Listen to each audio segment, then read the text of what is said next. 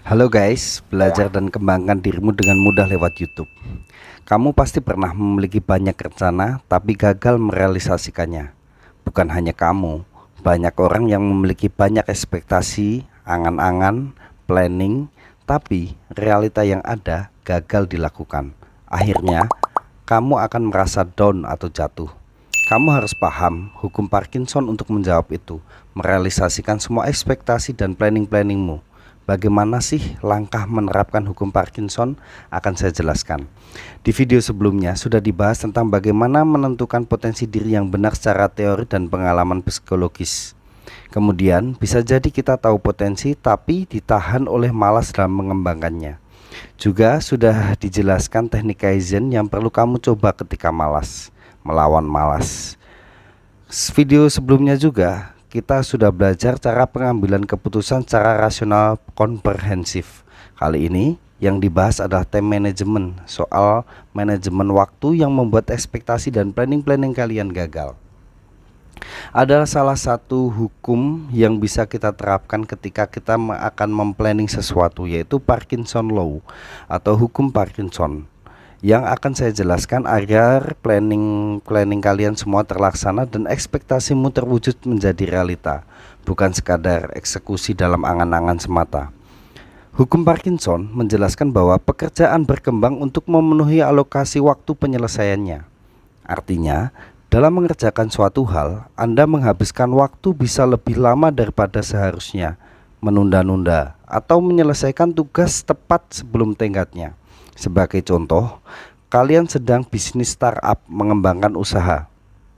Harusnya kalian hari ini memasarkan pada 30 titik sasaran, realitanya hanya 5 titik.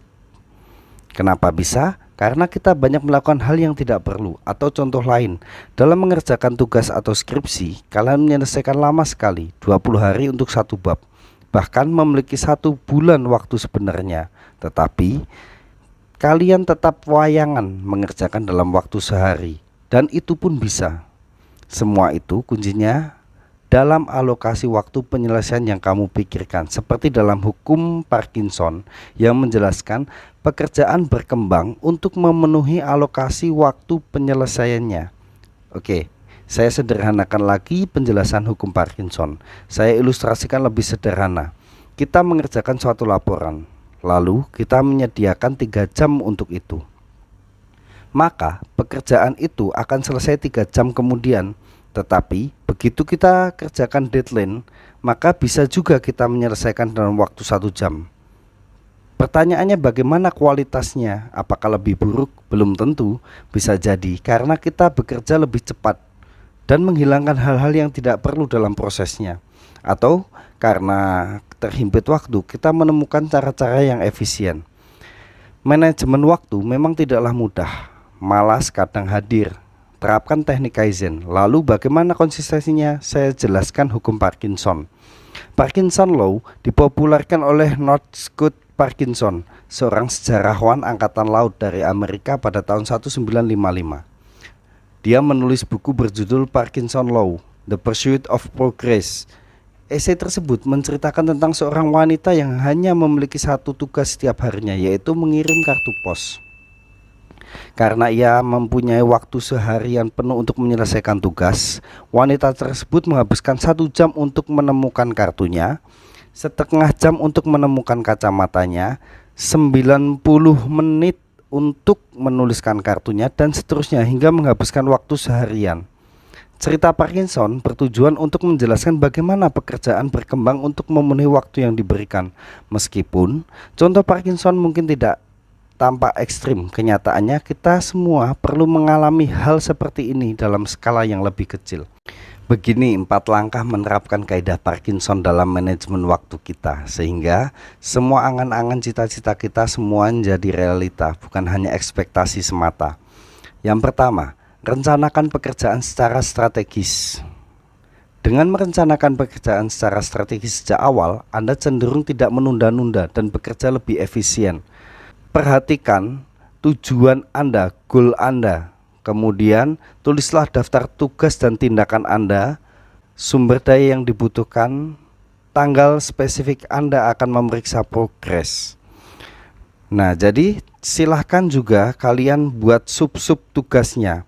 Yang kedua, tentukan batas waktu yang diharapkan. Daripada berpikir beberapa banyak waktu yang saya miliki, sebaiknya pikirkan realistis waktu yang Anda butuhkan dalam menyelesaikan setiap tugas. Tetapkan batas waktu yang sesuai. Nah, untuk mengetahui berapa waktu yang kita butuhkan, pahami persyaratan proyek. Nah, ini untuk menentukan jumlah waktu yang dibutuhkan untuk menyelesaikan proyek. Anda memerlukan gambaran kasar mengenai hal-hal yang dibutuhkan proyek.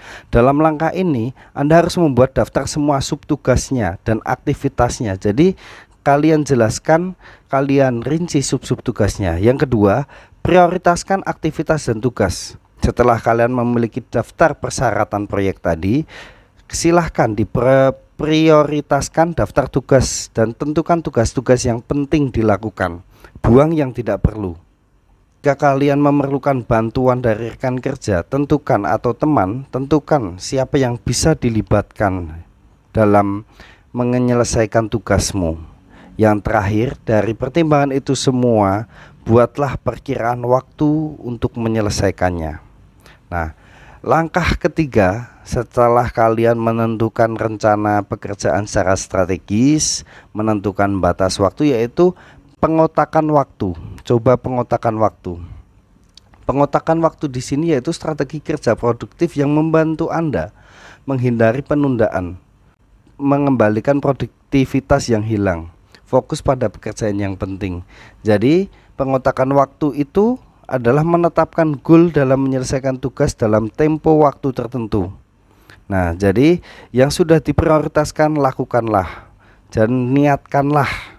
Yang terakhir, coba teknik Pomodoro. Teknik Pomodoro ini adalah salah satu teknik yang bisa kalian terapkan untuk membuat waktumu lebih efektif dalam manajemen waktu.